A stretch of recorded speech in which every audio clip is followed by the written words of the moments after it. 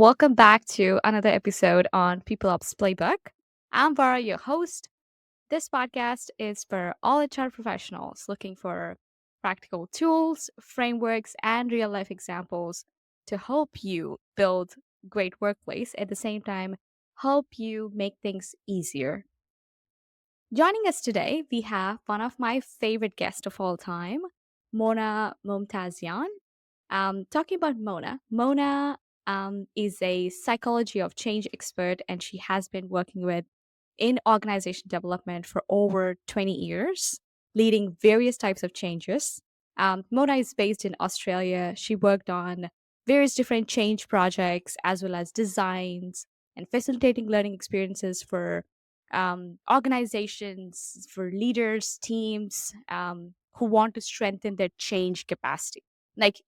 Right now, everything is changing so fast. I think having this skill set is so important for HR professionals. Talking about today's topic, we're going to talk about how to build high performing teams. This is something always in the mind of um, people ops professionals, business leaders. In every company, we always want to try find how do we build the best teams. So I want to welcome Mona once again for this second episode with me. Mona, thank you so much for joining. It is such a pleasure doing these calls with you. I am super excited for today. Thanks, Vara. Thanks for having me again. I love our conversations and the awesome questions you ask. So I'm super excited to be here as well. Woohoo! So today, starting off with high performing teams. Um, Going into the definition itself, how do you what is the difference between high performing teams and average teams? Are there any like specific qualities or traits or anything that you've noticed that set them apart? So for me, like you said, because I've worked in change and transformation, I've got a bit of a bias between the qualities that I look for around teams that do really well in that environment, and that is usually a quality of a high performing team. So what I've noticed, one is there's diversity of thought. And that comes from having people of different backgrounds. So there's research on that from page 2007 or McKinsey, where diverse teams even financially outperform regular teams. So if we're looking for quantifiable metrics, you could even look at the financial um, contribution, depending on the type of function that it is. But they're quite enabled by their leader. So they have, I've seen, access to the vision and the strategic goals of the organization. Because to be high performing, we also need to have the resources and that enablement from our organization and our senior leaders. They have leaders that role model healthy behaviors. I can't say how many, a high performing team. I've always seen a high performing leader who models healthy behaviors. The team is usually intrinsically motivated. So whether they're intrinsically motivated to just have a high work ethic, or they're intrinsically motivated to continuously improve every day, or maybe they're actually working in an industry where they're highly passionate about, and that drives them, and that's also really inspiring to be around. Like if you've ever been around someone who's really passionate about the work they do, that just intrinsically makes you want to learn more. And I guess they're a great role model. They, like I said, with change, they tend to navigate change really well. So if you see a team where the whole team is, maybe they're highly impacted by change, but they're able to navigate it. And I don't mean that they're not negatively impacted. I've seen high performing teams. I've been in one that was quite negatively impacted. And the way everybody pulled through to support each other was really proactive in asking positive questions around, when is this happening? How's my role impacted? What else can I be doing? And the leader we had was really high performing and modeling that open communication as well. So that's another way. And then obviously psychological safety. So I think we're all familiar with the research that Google did and Amy Edmondson in how psychological safety is a top predictor of a high performing team. So again, diverse perspectives are welcomed. Trying new things, learning quickly is encouraged, and there's no retribution for having different opinions. There's this curiosity. So, and I think that leads me to curiosity. I think high performing teams encourage curiosity. There's no one getting Mhm. shut down for, oh, what if we tried this or what if we tried that? No one's getting ridiculed. Those kind of ideas are welcomed and they're explored. And maybe they've even got a framework or parameters of how we encourage and build on new ideas. They seek complex challenges and opportunities instead of just the status quo. And I think Mhm. that means that they don't necessarily feel like they have to be comfortable all the time, because seeking out new challenges is uncomfortable. So they've got a relative comfort with uncomfort, I guess.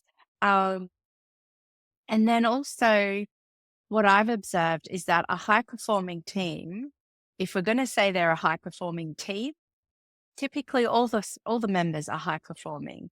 And I do want to Mm. emphasize that, we all have things in life that maybe our performance drops at some point. Maybe we've got health issues we need to attend to. Maybe we've decided to go back to study. So cognitively, we need to take on different responsibilities at work. And I don't think that means we're no longer high performing. I think it just means we're going through a phase where we're performing differently, and maybe choosing different responsibilities. And I think a high performing team offers grace to its people, its team members, Mm. to go through the things in life that we all go through, because we're human. So, in that sense, a high performing team is very connected and supportive of each other. So, even if there's competition, it's healthy competition. It's not the type of competition where you wake up and you dread going into your team. It's the type where you think, oh, what am I going to do, today? I wonder what this person's going to come up with and how we're going to be challenged together as a team. So that's quite a lot, but that's just my thought. A little bit.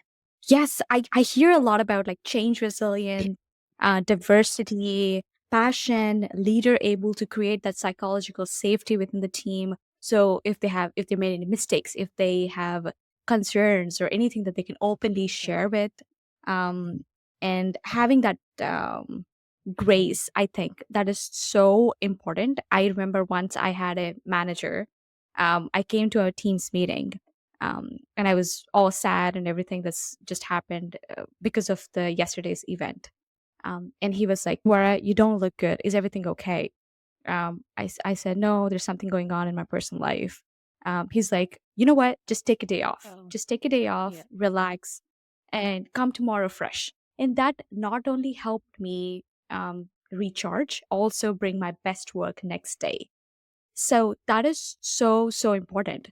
Um, we're going to get into leaders and how leaders can learn all these skill set, because I think most of it is depend on them and how they create that environment and culture within the team to enable those high performers and keep them high performing.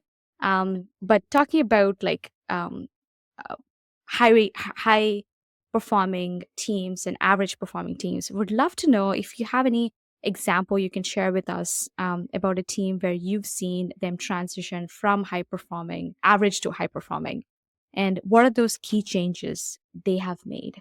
Sure. So I guess if we go back to the definition of a high performing team, I like to also include a high performing and connected team.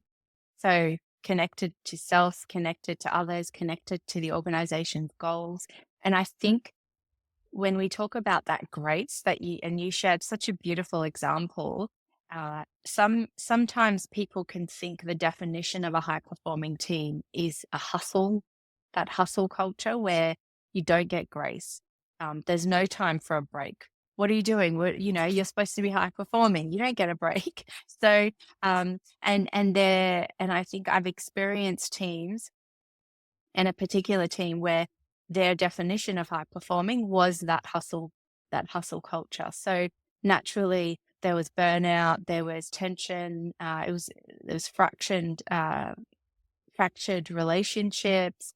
And even though there was a lot of great intent, it wasn't it wasn't as functional and true high performing, again, to my definition. So what they did was that the leadership decided, okay, that's enough. We've got to do something about it and figure out what's going on. And they figured out, okay, we think our definition of a high performing team is skewed. We're all good people. So there was grace in maneuvering this. And there was a lot of co-design where they decided, okay, what are our core values? What are the core values of the organization? What are our team's core values? And then what behaviors do we want to see that align to these core values? So someone might say, excuse me, this is like a cultural renew. And in a sense, it is, because culture is the way things are done around here. So in that team, that's how things had always been done. And they wanted to start doing things differently. So they documented it. They had really clear actions of, this is the behavior we want to see. These are the skills we might need to see those behaviors. This is a timeline in which we want to see these behaviors. This is how we know we're seeing those behaviors, and this is how we're going to reward and recognize these new behaviors. So it was like very planned out. It wasn't sort of, people think cultural change is a bit fluffy and not really quantitative, but there's ways to actually plan it out and make it goal oriented, while addressing people's concerns. So the clarity of their roles, the scope of their roles, prioritization, as well as the behaviors and core values, these were all put together, and they started to really turn around and become a high performing and connected team. So it was really, yeah. And the work I did with them was, from a change perspective, moving them from current state to future state. So is it that the organization didn't had a lot of clear culture deck in place, or they had a culture deck in place, but it wasn't as effective and it wasn't producing results? So that's why they had to go a change. They had to go through a change, which helps nurture the employees at the same time build that high performing team that aligns with their own values and create more clarity and improvise it. So the organization had core values, but they didn't have clear guidelines for what a high performing team is.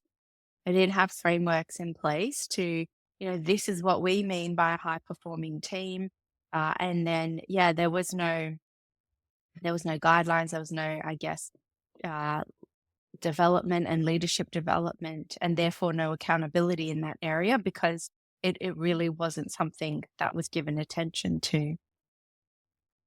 So talking about like on those lines of how HR would be supporting this process, right, with the senior leaders and managers and employees together going through that process, was wondering what are those actions that HR teams can take in specifically um, in this type of transformations or um, creating those high performing teams within the organization.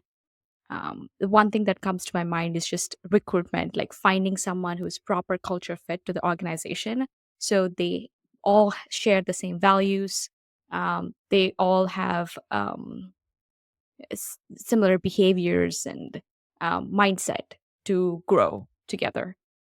Yeah, so I was wondering your thoughts on this. Yeah, I love that. I think HR is such a amazing, or can be such an amazing partner for leaders and people. And I think, going back to just the other example we had, as a bare minimum, if they can create some tools and resources on what is our organization's definition of a high performing team, to make it really clear, and so then that's the first thing, is that awareness. So leaders know, oh, I'm working my people to the ground. I'm making them work 7 days a week. But this guideline of our organization's definition of high performing teams says, for example, well-being is a priority and people need to rest before they come into work. Okay, I'm in direct conflict of that, as an example. Or they, Mhm. other things like having clearly defined roles and role clarity is also something. Having said that, when people have those high performing behaviors, they're able to be quite iterative with role clarity. So as soon as there's no role clarity, they've got the communication skills to effectively work through that, and a leader who enables that discussion as well. So I think the first thing that HR can do is build whatever it is, whether it's a video, whatever channel or means is effective for the business. It might be like a masterclass on high performing teams, but there's very clear guidelines in some way that are easy to communicate, easy to absorb. It's not vague. It's very specific and actionable. So, having vague statements like high performing teams are agile, high performing teams Mm. are resilient. They're too vague. We need clear specifics on what a high performing team is. Maybe they do case studies within the organization of, this is a high performing team. They did da da da da da. These are the elements of it. They might have regular discussions at their leader forums or meetings around it as well. But I would say at a bare minimum, they need that somewhere in their toolkit. I remember once I was working with a all remote globe startup. We had employees all across the globe. So our culture deck clearly identifies the certain behaviors that we expect from employees. Like, how do we communicate? One example is if just over communicate, we are all fully remote.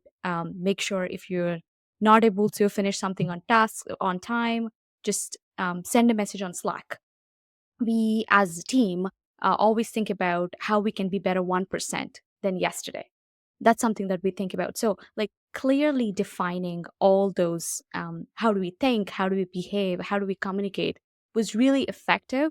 And that's what made all of our team aligned and high performing. That was a great example. On those lines of high performing teams, knowing what exactly is a high performing team for a specific company, are there any common themes? Are there any common, like you mentioned, a lot of traits as to how a high performing member comes across? Is it similar in all the companies, or is it different in terms of definition? Curious. I do see a difference in definition. So I have seen organizations where high performing again and means people just working all the time and being switched on all the time. And that's their definition of a high performer. Like, oh, this person will work back till 10 p.m. if we need him to. They're a real high performer, and Mm. sometimes, I work on projects. Sometimes you need to work till 10 p.m., but the next day you get to not go to work, for example, and rest.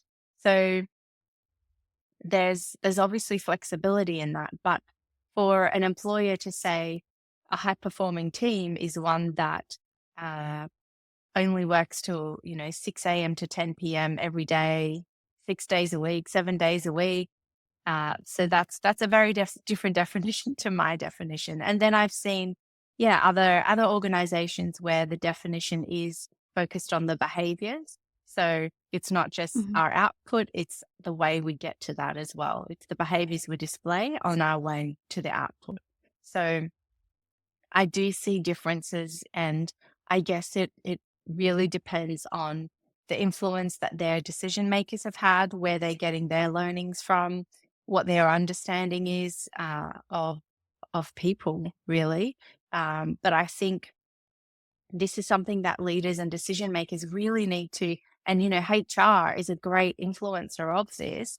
And we can be a really good conduit, effective conduit to inform our leaders that we need to stay ahead of the curve, because we've seen since the pandemic, it's probably become a lot more obvious the pull to people being more purpose oriented and wanting meaning and wanting well-being, and not just being wanting to work every hour, every minute, be switched on all the time, because that's stressful. And so masses of people, the whole quiet quitting, or just quitting and moving on and constantly wanting to find something better.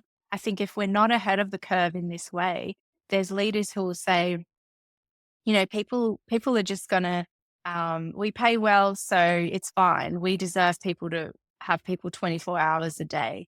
And I think this kind of mentality is going to go into that old school thinking box very quickly. So let's watch in the next 5, 10 years how it plays out. So I really think that the definition for anyone of a high performing and connected team who isn't more about that balance, because we also know there's research on flow and being in flow. So, and we can't be in flow if we're switched on 24/7. And flow produces higher innovation, creativity, and also opportunities. So why not do more with less? Mhm. I love that. I always like those environments where there's a lot of flexibility. You can work whenever you want to work, do whatever you want to do. You're going to get to the outcome. In that way, I can, there's less restrictions and I can get into my flow state because we don't know how mind works. Sometimes I'm very active in the morning and sometimes very active in the midnight, Yeah. right? So one thing that I found very helpful with high performing teams is having those kind of a flexibility, especially in this world, is super, super, super nice to um, ignite that potential. Yes, absolutely. And our brains are so different and also dependent on our environment. So it's great to have that flexibility.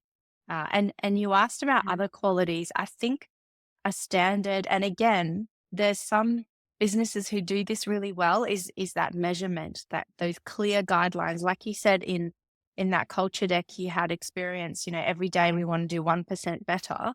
That could be turned into a really clear metric. That, for me, that gives me a really clear visual of what's expected of me every day. Mhm. And so sometimes people, maybe they get the well-being part right, but then that clarity of expectation of output, maybe that's not quite there. So I think that there still needs to be that balance of, these are the results we would like. The results include you being well and happy and engaged, but maybe it includes, if it's a sales team, that's the easiest example I can think of, is maybe there's a 1% increase every, I don't know, month or a week or whatever it is. I haven't been in a sales team, so I Yeah. don't know what their measurement is like or their KPIs are. But I guess the clearer they can make that, and also to co-design that with the team. So, Mhm. and that brings me to the other point that is absolutely critical, is autonomy. And you mentioned flexibility, having flexibility to work when your brain is, creative, or when you're like, all right, I'm in logic mode, I'm gonna build out this report. And I think having autonomy, and again, the research says, self-determination theory, also the neuroscience research, autonomy is a key element of a high performing team. So I don't know any high performers that like to be micromanaged and have a whole lot Mhm. of structure pushed to them without being able to come up with some of that themselves. Like we talked about leaders creating those spaces.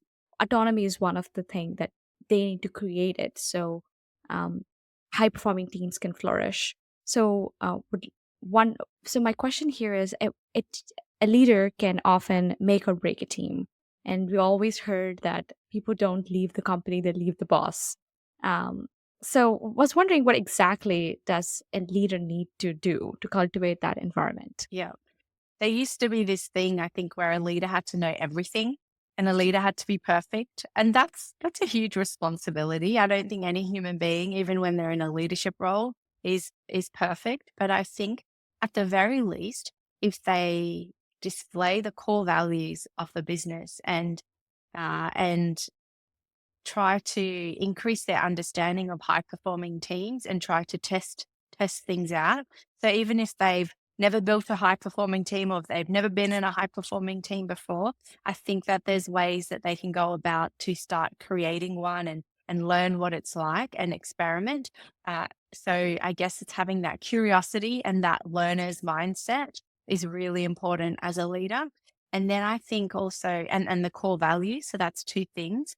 And then also creating, so that curiosity then creates an environment for their team to experiment as well. And the leader can facilitate. So, for example, if they're seeing scenarios where their team members are blaming the other team, oh, I didn't make that mistake, you made that mistake, for example, and they're seeing that, the leader can immediately step in and say, all right, like let's learn from this as a team instead of targeting an individual. And that starts to role model that as a leader, I don't want to name and shame. I want to get Mhm. curious and figure out what's going on. And of course, if someone's making the same mistake over and over and over again, we don't want to blame the team for it. We don't want to constantly ask the team, what could we have done better? Because it's really now one individual. And that's when they need to pull that person aside and have a curious conversation with them to understand what's going on. But I think the language that the leader chooses to use, so their communication style, and again, with that 1% that you said, the leader 1% every day try and improve their leadership style. And that's that continuous learning. So if at a bare minimum, they're overwhelmed, they've got their technical responsibilities on top of their leadership responsibilities, if they can at a bare minimum do those things and have a curious mind, and then maybe also an autonomy audit, what things can I pass on Mhm. to the team and what things do I keep for myself? And then what things do I need to enable for the team? So, where is the bottleneck? Because some leaders create such a bottleneck where they're responsible for almost every activity, every decision has to go through them. So, conduct a really simple autonomy audit and find out what you can distribute to the team. And if as a leader, you're finding that, oh, I don't trust my team with this, ask yourself questions around why. And, maybe they Mhm. don't have the training. Okay, as a leader, how can I get them trained and develop that skill set? Can I mentor them? Can I get someone else in to mentor them? So there's obviously a lot more a leader can do. There's training, there's observing other leaders who have created high performing teams.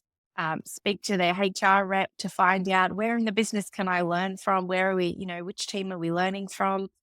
So there is a lot more to do, but that can be overwhelming to just try and do all of that at once. Yeah, I wonder now that I think about the behaviors of for organization and kind of defining that in the culture deck about what behaviors we expect from the employees. I wonder if we can create something like that for leaders too. At XY organization, this is how our leaders behave in this company. This is how we treat our employees. This is how we create the environment. I wonder if there's like a playbook for them as well, so that clearly defines how they have to behave. I remember for mistakes, we had one in the culture deck saying we own our mistakes. Mm. That's our that's our part of the culture deck. So anybody who makes a mistake, they come forward and say, "Sorry, I made it, and I'm going to correct it," because making mistakes is normal. Yes.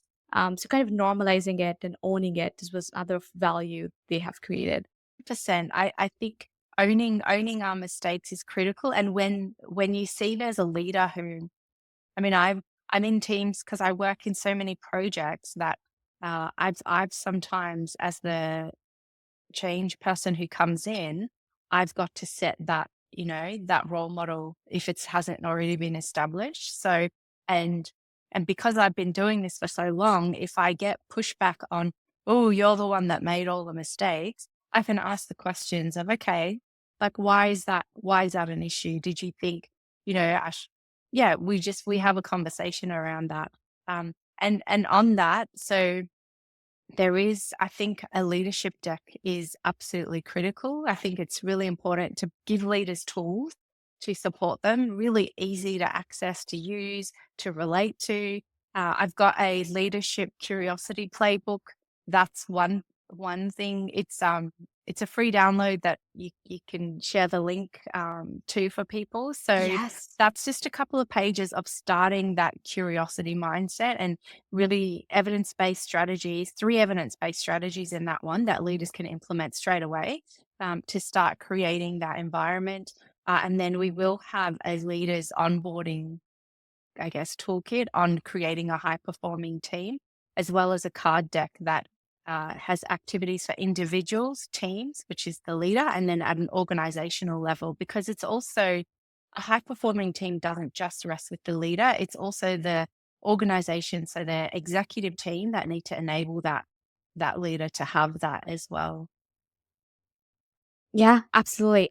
I would love to share all those resources down below. We'll talk more into the resources just in a bit. Going back to the leaders, you mentioned about self-determination theory. Would love to learn more about it. Yeah, sure. So self-determination theory was Ryan and Deci, other researchers who looked into this. Now, it it was quite a while ago, but you can see in even more current theories of motivation and engagement that these particular elements stick. So there's three elements. There's autonomy, or the drive for autonomy. People are driven for mastery, so competency in an area, and people are also driven for relatedness. So relatedness is that need to belong, to be valued, Mm. to have social connections that are meaningful, and and that mastery is to be given the opportunities to actually develop a skill set and feel like, oh, I'm competent in it. So there's have you heard of like, for example, imposter syndrome? Um, people Mhm. people have, or just general lacking confidence in their ability or self efficacy, and a leader that can give someone the opportunity to develop a particular skill set that they're passionate about, ideally, if there's a win-win situation there, they can develop that competency. So, in a year's time, they're not as doubtful because they've developed that skill set. And when we have a particular skill set that we can then share with the world, it gives us a sense of internal and external validation. So we'll still always have that need for external validation, but it's actually really important that I've got abilities that are valued, that are making a difference, and the leader can enable an environment. So, there's a long time ago, I went for a role and they said, we want you to attend this training, and we're not gonna pay anyone for this training. And obviously that doesn't entice people to build competency in that area. So if they start that job, and some people have been on that free training and others haven't, there's going to be people who are competent and feeling confident, but they perhaps had the financial means, or whatever, they didn't have, uh, they were fine with that arrangement. And I think that's a business that's not showing that we value your skills enough to pay you, to learn those skills.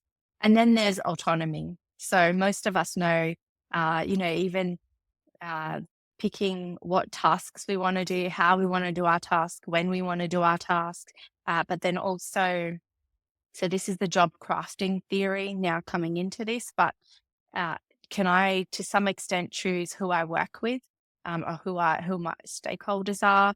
And obviously, you can never have a role that you can completely decide all of these, but it's being mindful that if you have no control over any element, it's likely that the role might be less fulfilling. Mhm. Yeah. So, there are three important things from this I got it that leaders need to focus on in order to build that high performing teams. One is autonomy, giving them space, giving them to create, come up with ideas and work in their own timing, just focusing on outcomes and making sure that they have some kind of, they know they have a highest clarity of job, what they need to do. They know what they need to bring as an outcome. At the same time, they have a lot of space to experiment and make mistakes or everything. A second one is um, relatedness. Is that correct? Yes, yes, Relatedness. relatedness. Yeah. Yeah. So making sure that they feel connected with the team, they feel belonged, and they feel like the mission and vision of the company feels like their own. So there's a high level of ownership. At the same time, they like they love their teams, they love the people around them. Um, so that's that part. And lastly, it is Mastery. mastery, is Yeah. it? Or that competence. The third one. Oh, Is it? Yeah, competence. yeah, mastery. Yeah, Yes. they Yes. phrase it as mastery, but yeah, it's having a high level of competence in an area. Got it. So, yeah, I think that makes sense because for high performing team, they need to know what they need to do Yes. as a part of the job, right? And I really love when you mentioned about leaders supporting them to build more skills, making them the best of best in their own role. That makes them more confident and also develop them to take up more roles. um so yeah, I think I love it. I love how we get into these theories. I've never heard about this and I learned something new today, which is awesome. I just want to say that there's also the how the team interacts with each other in that dynamic, and there's lots of different models for that. So, there's the five dysfunctions of a team, and then flipping it to the positive. There's Tuckman's stages of team development, and a leader actually understanding when a team first comes together, they might not be super comfortable with each other. So they're kind of figuring out what are the norms, what's acceptable, what's not acceptable, until they get in the fifth stage. The fourth stage is performing. So they're norming, storming, performing, and then sometimes adjourning when they either disband or they leave. So I think as a leader, understanding and that there's clear characteristics a leader can look at to understand, oh, which stage am I in? And then there's actions. All right, I'm in this stage. I want to push them to performing. This is what I need to do. And knowing that that's perfectly normal. So there's been research done, if you're not a high performing team right when you start the team, that's okay because there's that dynamic being built and they're building it together. Um, there's been research done, however, on project teams that are really short projects. So, for example, 1 to 3 months, they have super clear goals, and even when the team members don't know each other, then maybe they've never met, they're able to they're able to develop swift trust. So that's actually been Mhm. researched, and the components of swift trust is that accountability, the clarity of the role, and people just assume trust with each other. So that psychological safety is assumed. It's like we're all here for the same goals. We all have a timeline. We all have clear roles. Let's get to business. And they can become a high performing team as well. But there's very specific conditions for that to exist. Wow. Yeah. I see that a lot more in contract jobs where contractor or some independent someone who just outsourced this to and they know they need to get this done. Yes. And It's done. yeah, that makes sense. Yeah. Wow. So talking on the lines, like what do you think are the common mistakes that leaders make while driving the performance or building these teams? So I think, again, going back to that well-being issue, there isn't consideration for well-being, or there isn't consideration for relatedness. Are people getting, because relatedness, like autonomy, comes up in every single motivational theory and engagement theory. So many researchers over the last, and I don't know, less than 100 years, but have all come up with that. And this is a top priority for humans. And with the whole loneliness pandemic also entering the workplace, I think this sense of community when people come into work is really something that needs to be paid attention to. And some leaders are saying, if you work remotely, you're automatically not going to get that. I don't necessarily agree, because people can come into the office and they've been coming into the office for years and they don't get that. So that's something that often isn't paid attention to. And also role clarity and scope clarity. So role clarity or lack of role clarity can be the biggest cause of stress for someone, an individual. It's like, am I doubling up? I come to work and I don't really know what outcomes I'm meant to achieve. So, and they ask their leader and the leader gives a vague response. They don't try to get clarity from their leadership team. And then at the end of the month, they say, you haven't really performed what I was hoping. And you ask them, what were you hoping? Oh, like some vague statement. So being really vague about expectations is a really big cause of stress and obviously doesn't create a high performing team either. And having I guess, a team charter in a sense of, and whether it's written or more informal, but very clearly these behaviors are accepted and these behaviors are not, and shutting things down immediately. So I've seen, for example, teams where there's a few high performers and they're expected to pick up the slack of the other people in the team. And the leader just avoids having that conversation with the other people because, hey, I've got 3 high performers here who are picking up the slack. It doesn't really matter. They're always going to be there. And obviously in all cases where I've seen that, those high performers have eventually left the team. So I think that's also not addressing behavioral issues or lack of clarity issues or any issues and challenges immediately. I think is a real downfall, and it really doesn't create a high performing whole team. Maybe there'll be high performing individuals within the team.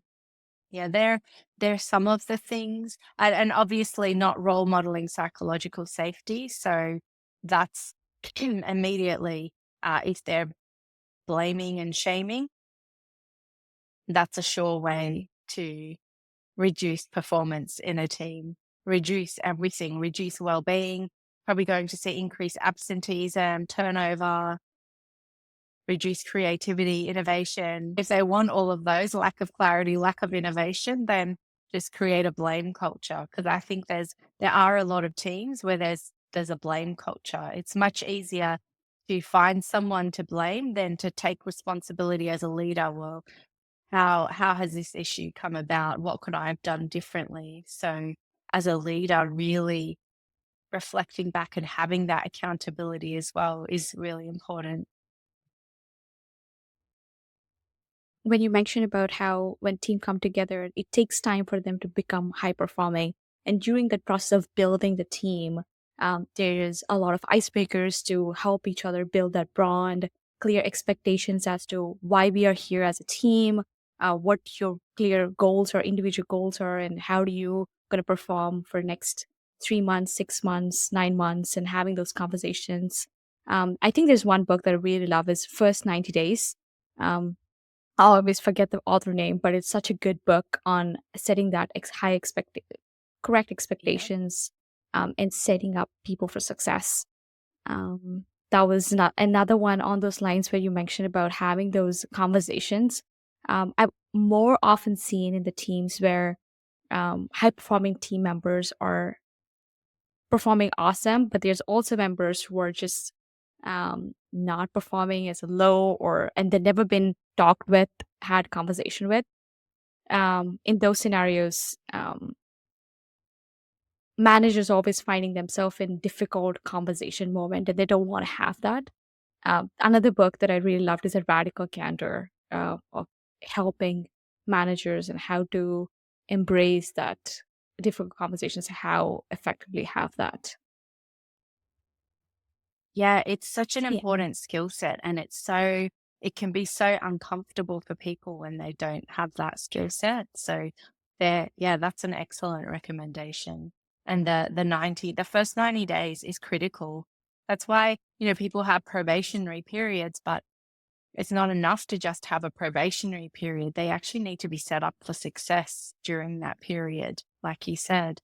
Yeah. And Yeah. one thing I think, which is a key thing, but having purpose and meaning. So, a leader who can constantly connect the purpose of an individual's role with and how that contributes to the team, and then how the team contributes to the greater good of the organization, and then also how that organization is contributing to the greater good of the society around them. So, again, a lot more people now are looking for meaning and want roles that have meaning and a purpose that beyond, oh, we make so much money, or, we make cool software. Well, what does your software do? Who does it help? Who does it benefit? How many more people do you want to help? What is the difference that and the impact that it makes in the world, in society, in progressing us forward? And then how am I contributing to that? So I think they're they're foundational things that we can't do without long term. Maybe short term, we can have, healthy relationships, we're getting the money, but long term, if we don't have that purpose and meaning, if we want to really have a high performing team in the long term, then I think that purpose and meaning really needs to come into it as well.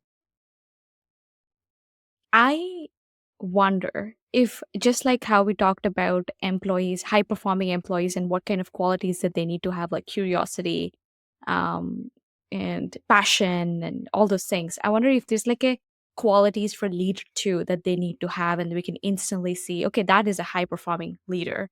And you, in multiple ways, you mentioned in different ways in throughout this space so far about person who's self-aware and constantly check with themselves, someone who is who can have difficult conversations, someone who can create that psychological safety for the teams. Anything else that you want to add to as to when we can instantly identify, okay, that's a high performing leader? I think someone who's present.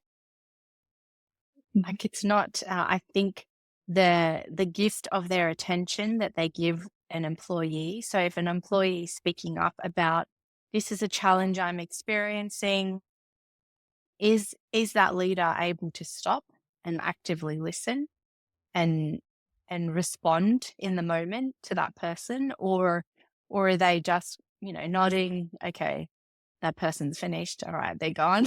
So I think that presence, and also really proactively getting information from the rest of the organization. So when I work with leaders who know what is happening in the business, who understand the strategy of an organization, who understand the changes to strategy or activities, and I don't hear about it from another leader, I hear about it from my leader.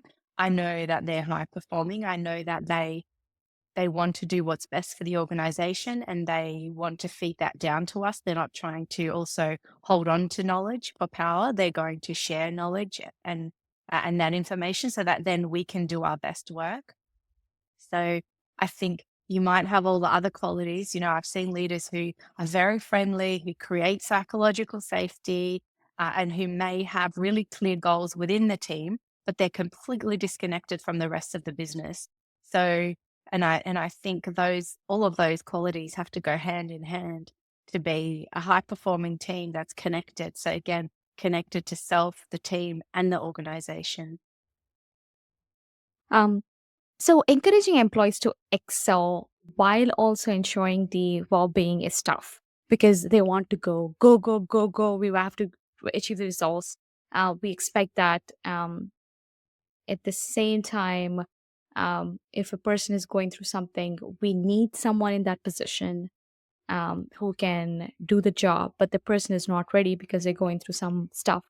How can managers cr- encourage great work without burning people out? I think the theories we've already mentioned, so self-determination theory, having autonomy, having that relatedness, having that mastery. So relatedness is a protective factor. So when we look at resilience, psychological resilience, actually having a community of people that we can lean on, that's a protective factor for our well-being. So if they can encourage those kind of dynamics and relationships, not just in the team, but within the greater organization, then that in itself becomes a proactive mechanism to enable well-being, and also just having the autonomy. So you mentioned earlier that, sometimes I wake up and my brain just doesn't want to focus on this activity. Maybe it needs to be really creative.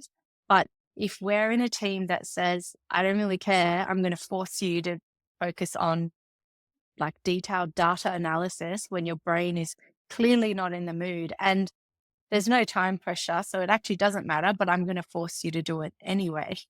Um, that in it's Mm. like when I know that when I try to force myself in those situations, it actually creates a higher level of stress for me. And I get worn out much easier than when I switch to flow and I do activities that come to me naturally. So those steps create higher levels of well-being and creating the knowledge and the skills for people to understand this is what flow looks like, this is what it doesn't look like. And then also that purpose and meaning. So if we work on tasks where we think it's not making a difference, for example, if someone really is passionate about the community and they're working on a task and they see absolutely no connection to how that interacts with community, our spirit needs a level of joy. And when we are able to interact with our tasks, as in, I'm entering this data on the spreadsheet, this data is going to go into I don't know, statistics report, and people in the community are going to be able to make better, more informed decisions so that their financial health can improve themselves and their family. So something like that, maybe I'm going to feel really good and it's going to bring me a lot of joy. But if I don't see those connections or there's no connections, then I could have experienced joy, and even having those moments can increase our well-being. So even if I do have to work, there was one project where I think I had to work until about 9 p.m. and it was around bringing new people from a merger into an organization. But I thought the tools that I'm working on are going to make it so much easier for people to integrate into the business. And it's already such a stressful time for them. And so it didn't really impact my well-being. I knew I was going to get rest later, and I just felt joy in being able to produce something that was going to really support people and their well-being uh, eventually. And it's not like it was every night working back that late, but so those things where we can connect to our meaning and feel that joy can also bring about well-being. But then also other things like I've seen, on emails, I'm responding at this time because it works for me. I don't expect you to reply immediately. So that's encouraging an environment where we don't always have to be switched on. And in Australia, actually, legislation recently came in around the right to disconnect. So, Hmm. yeah. And obviously it's role dependent. If someone's a shift worker, then, and they're working a night shift, but maybe the daytime applies to them. So there's legislation coming in as well that we can use. Yeah, they're just a few things, and just actually consulting with our staff. So I work in change. There's a lot of change projects, and sometimes a decision maker will say, I want this implemented in 1 month. And then we have to look at it and say, this is going to use up 50% of the organization's people working at least 7 days that they don't have. They only have, 20 days in that month. They're going to need an extra 7 days to implement this. And then we work to gradually phase it in because that takes into consideration their well-being. So even the way we plan things out, uh, that can increase well-being. Another thing that I noticed in your notes that I found very, very, very fascinating is job crafting. I've never heard about it before, but that was so awesome. I'd love to share. Like, I think you shared a little bit in the beginning about it, and would love for you to share more. Is basically really paying attention to the different tasks that someone has, the different types of activity someone has in their role. So again, looking at their actual tasks, do they have autonomy in the way their tasks are done, the timing of their tasks, and how what tools they use to get their tasks completed, and then also the relationships that they have within their job? Do they have positive relationships, the type of people they're working with? So, for example, if someone's in a high pressure customer oriented role and they're given full time responsibilities of dealing with all the, for example, really difficult customers who are constantly yelling at them for 8 hours a day, uh, is that reasonable to expect that person to deal with that for 8 hours a day? Can you, first of all, can you create policies with customers to reduce that impact?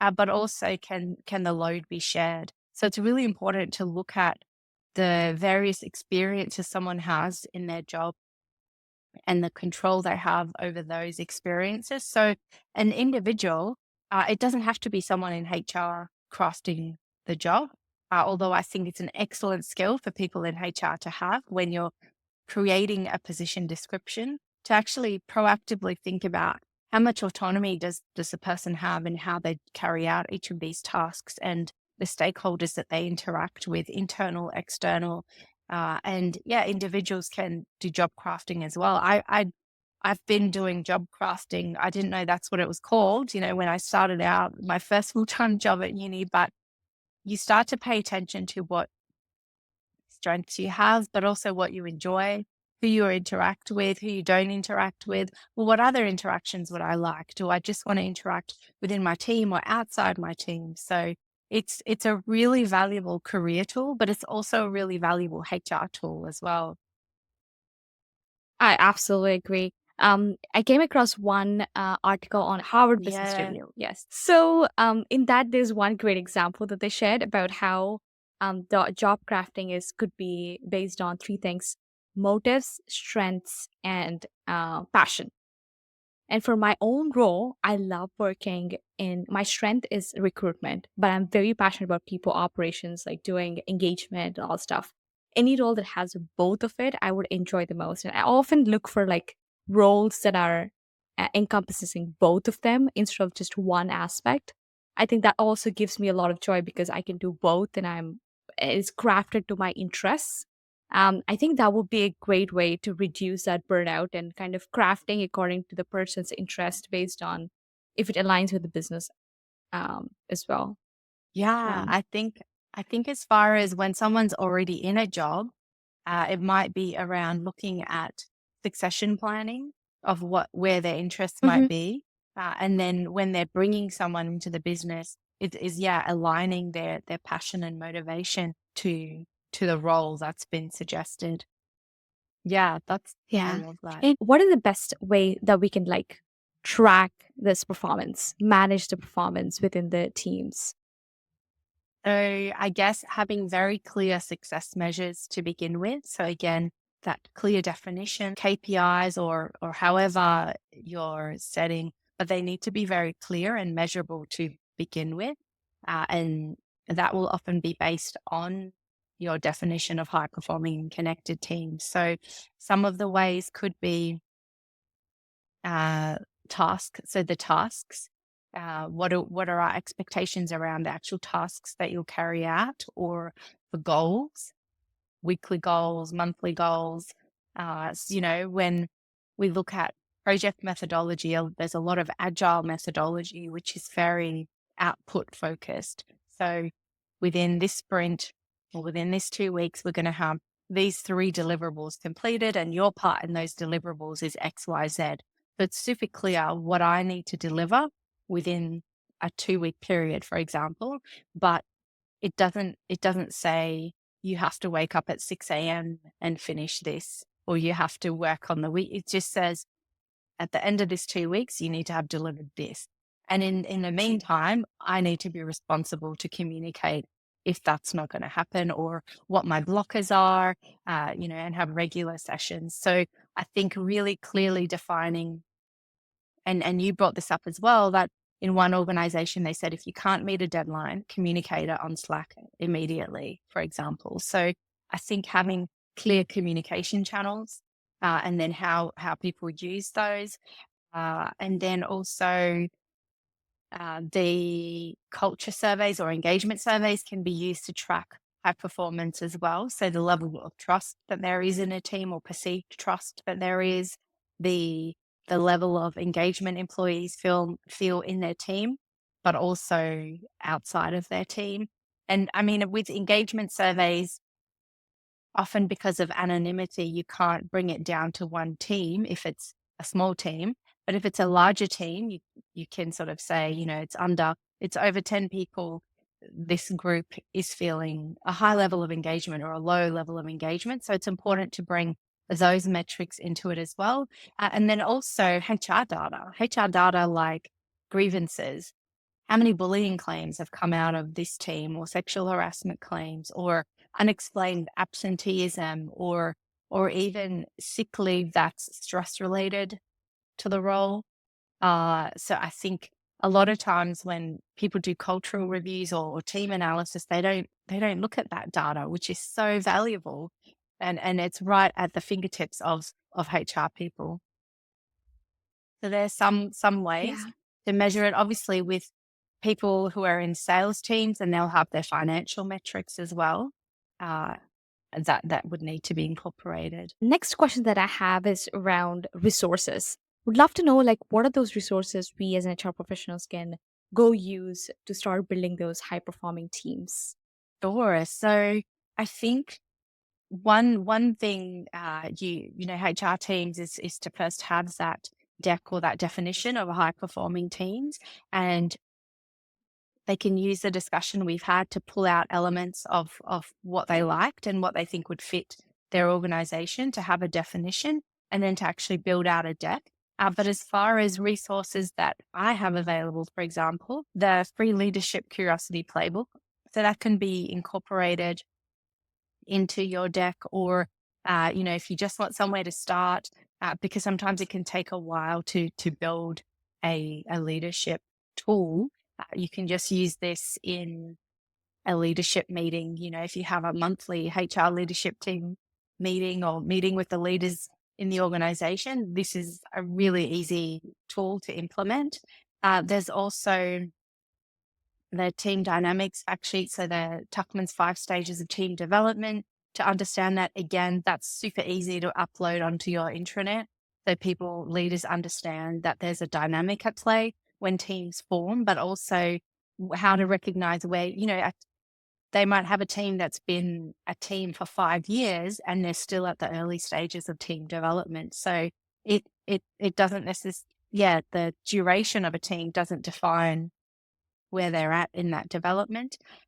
We've got like an Instagram page, so that will obviously give a lot of insights, but also several card decks. And some of the card decks, for example, coaching conversation prompts, which are really good. You can give them out to your leadership teams and even within HR to facilitate workshops, or just give them as easy tools. And the questions are oriented around creating connection and results and high performing teams. So all of the work we do is to create team cohesion and performance so that people can be more change resilient. So using these different tools that Vara will very kindly link for you. And there's a high performing and connected teams, obviously one as well. Also wellbeing activities. Excuse me. But reading up on self-determination theory, I think increasing knowledge for a HR team on the stages of team development, Lencioni's 5 dysfunctions of a team. I think that's really, that's flipping it on the negative, but it makes it really easy to observe those behaviors. So if you're seeing those behaviors, you can very quickly go, oh, these are the dysfunctions we're observing. We need to take action immediately. And then supporting your leaders to recognize that as well. And then also, I was going to add around, excuse me, digital resilience. So that's something that is becoming so prevalent, with the use of not just the use of AI, but more and more digital tools becoming available, which is amazing. But when we go back to that job crafting, our cognitive load is shifting. It's becoming higher. So as new software comes in, there's one business I'm working with who there's a team who will go through, I think, 3 new software changes in a month. And so they're going to have to learn 3 new online tools, which is awesome. They're very happy about it. But there were some processes that were manual and now they're shifting to digital. So it's really, when you are job crafting, looking at how much digital exposure is this job happening and what's the digital turnover. So, and then also what's the cognitive load on that? And are you balancing digital and online communications with in-person connection? And whether that's, if you're a fully remote team, how are you encouraging your team members to have in-person connection with the local cafe or with their family or with their friends? So it doesn't have to be in the workplace, but looking at digital resilience. And that's something that I'm working on to have some more tools on soon, as well as a leader onboarding that how to create high performing teams. That a HR team, if you're a small team or you're a big team, but you just need something to start with, you can just pick that up and just share it with your leadership team and facilitate discussion. And then lastly, an autonomy audit. If you can develop an autonomy audit, you can use the self-determination theory, you can use the neuroscience SCARF model that's got autonomy indicators in there as well. Even if you did a checklist of 5 items and sent it out to your leaders, hey, this is a really cool, quick tool. It can be anonymous where the leaders can just have a look at how much autonomy they've created in different areas of the job. I think that is enough to start. And it's an amazing start, and it starts to get people curious as well. That was a lot Wow, of I things. hear of so many. Yeah, I hear so many amazing theories and tools that we can provide to leaders to start building that teams. I'm gonna link everything, and I'm also gonna link your website. I really like fun little newsletter that we get updates to, and even on LinkedIn, you keep posting a Yes. lot of articles, and can't wait to see the digital resilience and also the toolkit for leaders. Um, and lastly, as we come to the end end of the podcast, what would you say is like one actionable step an HR professional can take today to start building those high performing teams? So the one thing I think you could do is define high performing and connected teams, and to start setting up metrics against that definition, and let your, when if you haven't done this in your business at all, then it's going to be a change in the way leaders approach it. And so you'll need to approach it as a change. Got my change hat on. So the very first step is that awareness. And so you want to even co-design what is a high performing team for us. So instead of HR just creating the definition, you might start with a draft, get all your leaders in the room and say, this is why we think high performing and connected teams are important. We'd like to come up with a definition and some simple metrics, and then take it from there, and run that session as a co-design so that everybody knows it's not scary.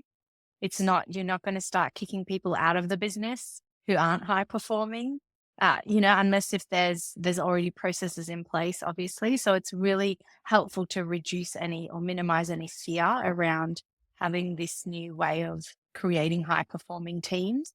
But I think that is the absolute first step, is to get that really clear of what is a high performing team for our business and what are some basic metrics, and to co-design that with the business.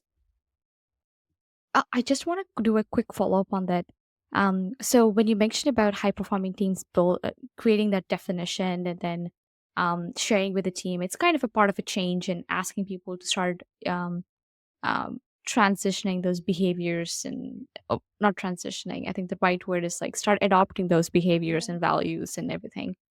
So how do we ensure that other people who are in the company would not feel left out? Well, not necessarily doesn't have the behaviors and values, but but they could also um, feel like they're low performer in some way when we're talking about high performance. So how do we manage that? Yeah. So I think once your business has a clear framework and you want to identify high performers, or you start acknowledging high performing teams, I think I personally feel that, for example, I've seen businesses that acknowledge the outcomes certain teams have created, and they don't call that team a high performing team when they publish it, for example, in their newsletter or do a public announcement within the organization. They just say, let's celebrate the activities, this team, this is the contribution they've made, and this is the outcome of that contribution. So the language they use to describe it. And I think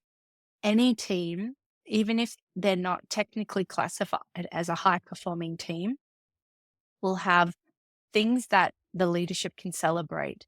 And it might be highlighting an individual who's showing exceptional integrity in a particular interaction. They can highlight that. That person may not technically be a high performer according to your framework, excuse me, but they will still have contributions that are worth acknowledging. And I think that's also really important, that we all bring something different. The high performers bring something to the table, I guess, if it's a table, but so does everybody else. And it's just acknowledging that we all have a unique contribution, but also what is a pathway, creating clear pathways. And for me, diversity and inclusion and equity in this scenario is so important, because typically high performers in the past, maybe they've come from socioeconomic backgrounds that enabled them to learn, to go to certain universities, to have that status, to have learning opportunities, to have connections in their family or their business, or if it's an English speaking country and their family's English speaking and they grew up in an English speaking household, maybe they have an advantage. So I think we have to be really cautious that we're not indirectly excluding people because they don't have the same demographic as the high performers. And as HR teams, it's really important to probably conduct analysis. If you have already a framework on high performers, are your high performers all a particular education background? Are they all a particular age? Are they all a particular racial demographic? I think it's really important to know, maybe we have to shift our performance framework. Maybe it doesn't suit, if you're saying you're an inclusive company, well, that's not very inclusive if your high performers all have exactly the same background. There's no diversity. So I think in order not to leave excuse me, in order not to leave people out, review those demographics, and also ask people for feedback. We've had this framework in place, invite people to provide their thoughts on how they can improve it, how they can get involved. Yeah. Some thoughts that came to my mind is that the reason why I asked this question is because usually we all want all members to be high performing, but that's not realistic. We cannot have everybody to be high performing in top 10%.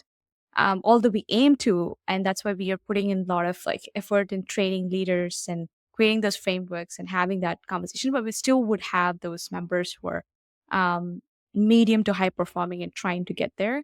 I guess going back to self-determination theory you mentioned about competence, like how can leader can build that confidence in the members to push them to the high performing stage, and also understanding, being empathetic, and um, learning a lot about different types of people, not just certain genders, certain class, or everything would really help. And in the end, in the long term, really flourish the company because of the diversity it has.